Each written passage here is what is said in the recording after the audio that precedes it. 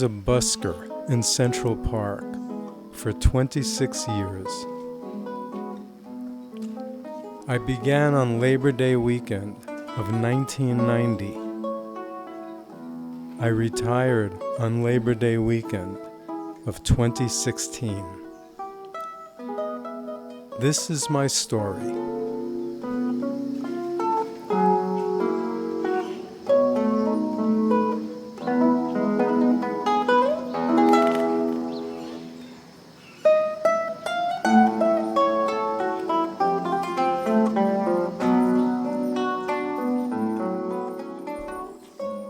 I was one of those people you see in the parks, on the street, in front of restaurants and museums, places like that, courting the crowd with a guitar, a violin, or a sax in their hands, and their hat on the ground. Sometimes, such folks may look miserable and huddled, begging for a handout. Not me. I loved it. I lived for it.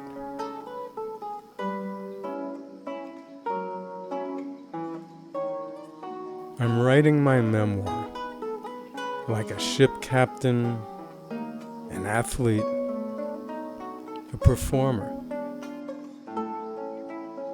I've retired. This is my memoir. I'm putting it down so in the years to come, it will help me remember how it was.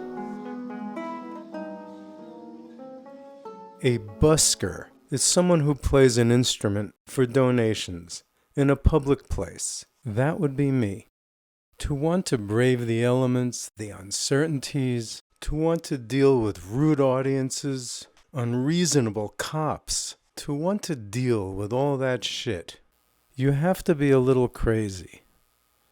You have to have a thick skin, and you have to have a pair of brass balls. You're performing, not in a hall, but in a chaotic world supercharged and sparking with electricity. People are swirling around you. You're scrounging for tips. All the hazards you have to contend with. But on the positive side of street performing, you're out in the world, doing your thing, whatever it is, and doing your thing in front of the Met means a lot of people are going to see and hear you doing it. If you're doing something bizarre or mystifying or colorful, elegant, or beautiful, any kind of a spectacle is going to draw attention. The paths and the fortunes of countless people intersect at this place, and for many years, my place, every weekend. If it were physically possible, I went to the Met or one of my spots in the park.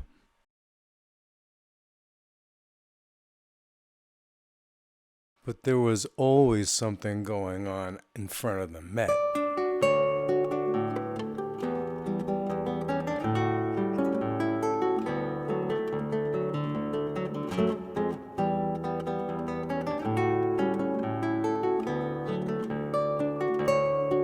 Professional musicians consider busking as a last resort, the last thing coming between them and starvation. I didn't rely on busking for my livelihood. Maybe that's one reason I loved it. One of many reasons I loved it.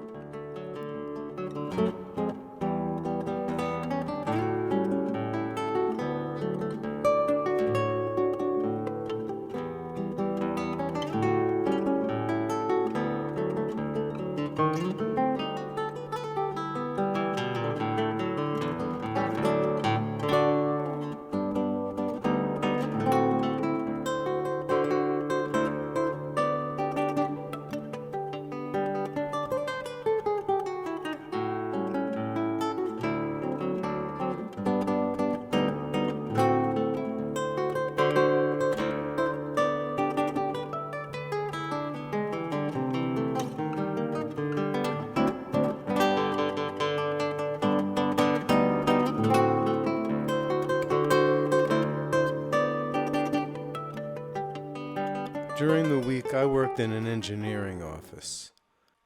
My coworkers, my employers, they all knew about my busking career. I was very open about it. Some of them had my CDs. They knew about it, but they couldn't imagine it. One career, Monday through Friday, down the straight and narrow, doing my job, approving engineering specifications, doing tolerance studies of missile launchers, and the other one, Saturday and Sunday, I'm a street performer. Two completely different worlds, and I inhabited both.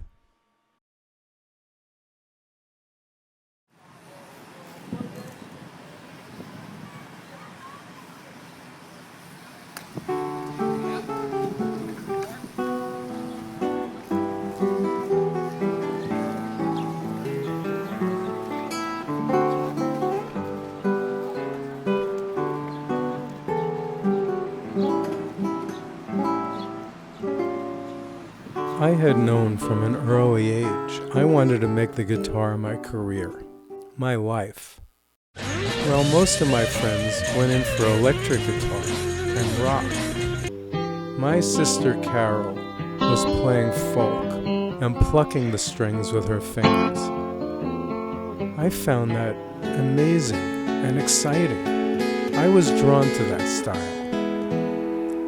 I learned to fingerpick and play solo guitar pieces. I listened to these albums and studied this guitar work while ignoring my schoolwork. My friends all thought of me as a first-rate guitarist. I had a career in my sights.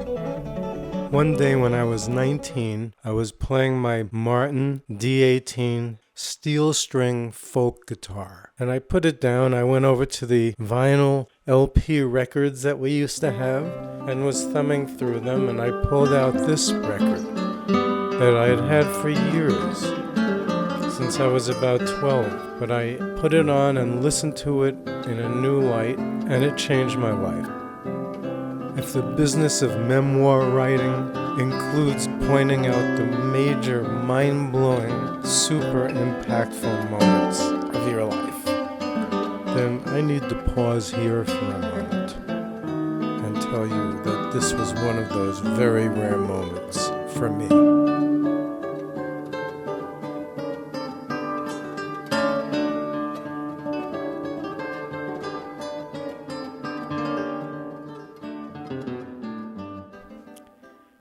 I practiced relentlessly.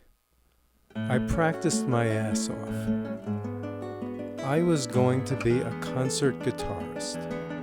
I studied with Jerry Willard at the Guitar Workshop in Oyster Bay, Long Island. And then I had to face the question that all string pluckers eventually have to face. How am I going to get a job with this thing? I tried the parks. Playing an unamplified guitar outdoors is a frustrating, futile enterprise. Unlike a sax or a violin, a guitar has no projection outdoors. Nobody can hear you. I didn't know what else to do. I hung around the village. I finally convinced this guy to let me play for tips in his restaurant. He wouldn't pay me, and I just couldn't get enough sound out of that guitar for anyone to hear me in a noisy restaurant. I couldn't make enough in tips. I learned mechanical drafting so I could get a job. A concert career. It wasn't going to happen.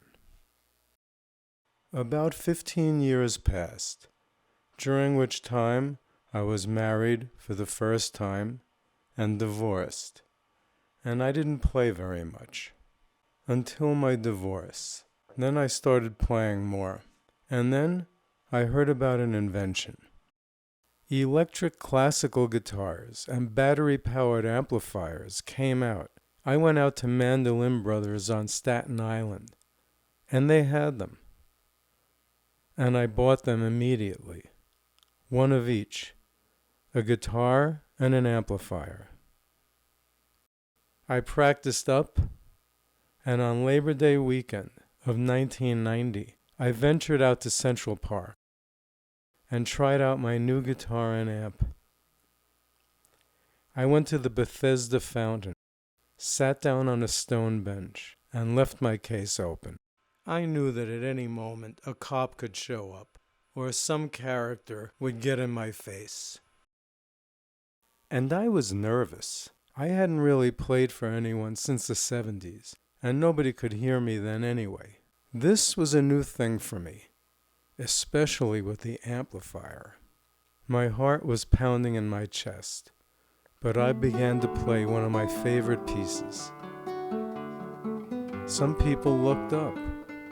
I kept playing. When I finished the piece, some people clapped. At that moment, the course of my life was altered.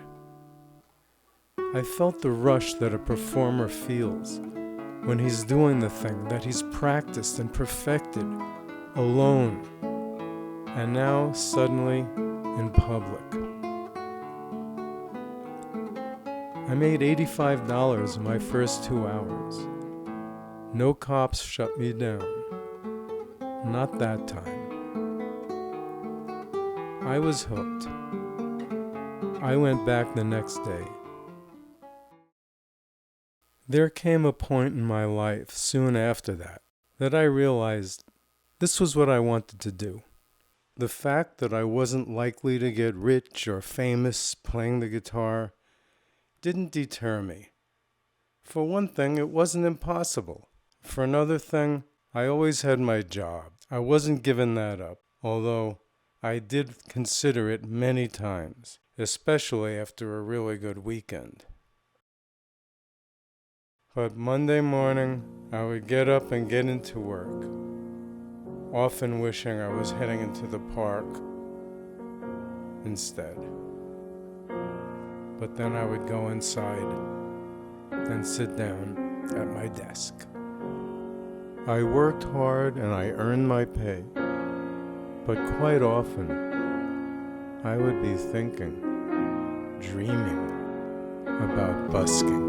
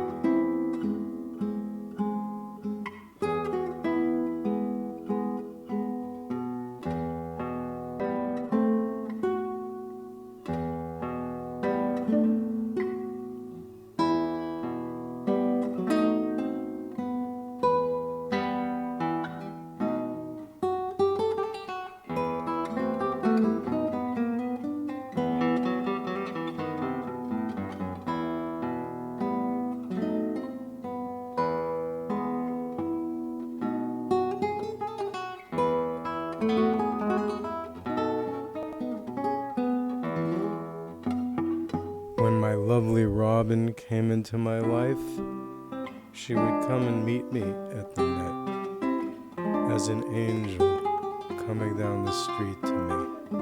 Then finally, a good meal at one of our favorite restaurants after a hard day busking.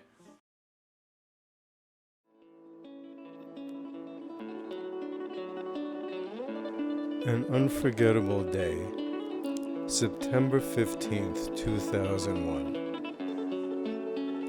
The weekend after 9/11. I didn't know whether to go and play that weekend, but I usually decided to go no matter what. Terrorist attacks, rain, cold, I went. And as it turned out, it fit in perfectly. The mood was quiet. It was subdued, but people were moving about, getting on with their lives, and they were glad that I was there. My good friend, Dr. Barry Newman, came to the museum that day and videotaped this, as he did on other days, on other occasions.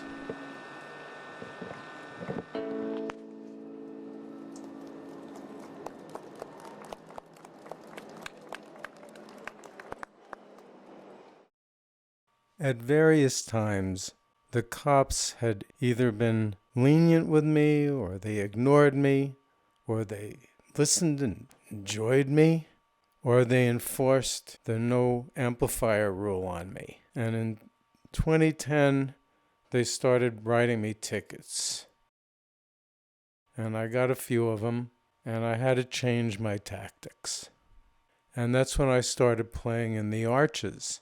The acoustics are so excellent that I didn't even need an amp inside them, and they're ancient and beautiful. The atmosphere in the arches is completely different from that on the street or even from the paths up in the park. It's much quieter. You can hear every detail of what you're playing. People pass through, they walk through, they run through, ride through, all day long. A river of people, sometimes a trickle, and sometimes a torrent, and they pass by and they hear you.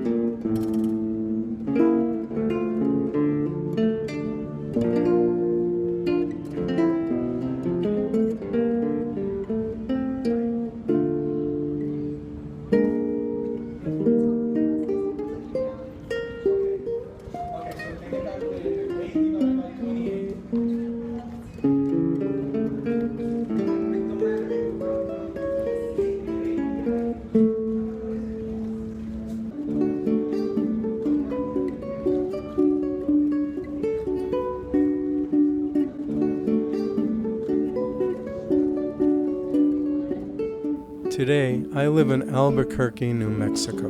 Robin and I retired from our jobs and moved here last September.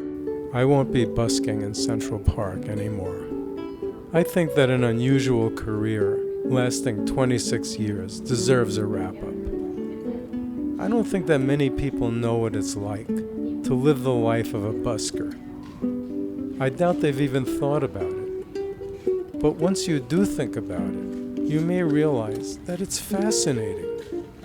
To be an actor on the stage, a troubadour, a minstrel, a circus performer, and with people watching, or at least passing.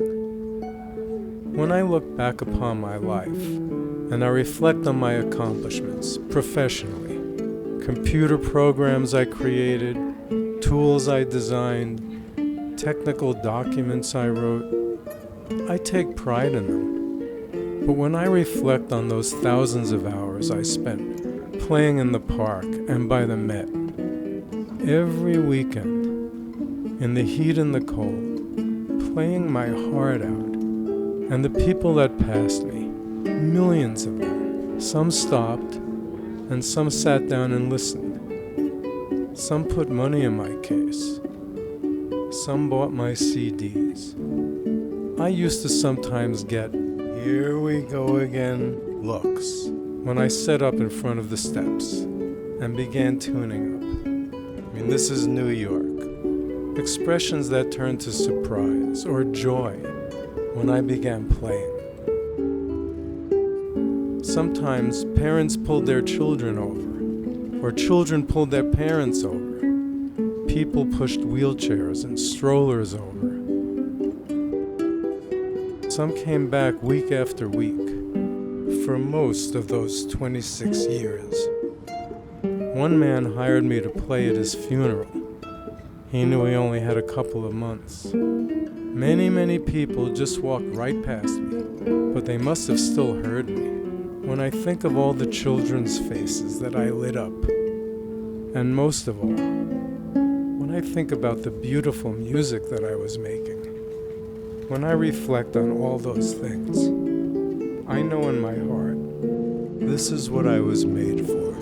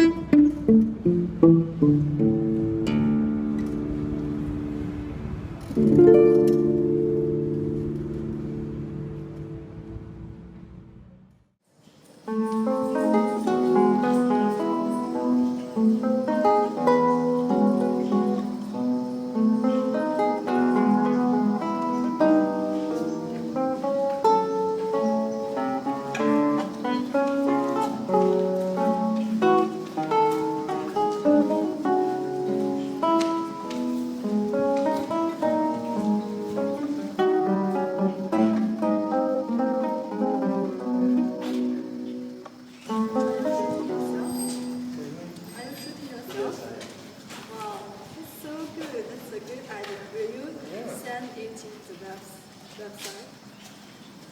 I have a website, YouTube, Facebook. Yeah. Is that which is you? Is that all of them. It's all me. Oh, it's you. All of me, yeah. So you shoot yourself playing guitar and you have the...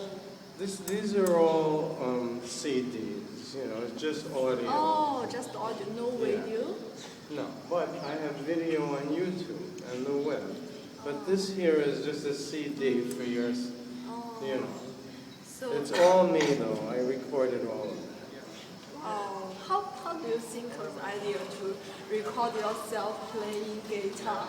Well, I'm not the first one to think of that. Yeah. Millions of people are doing the same thing.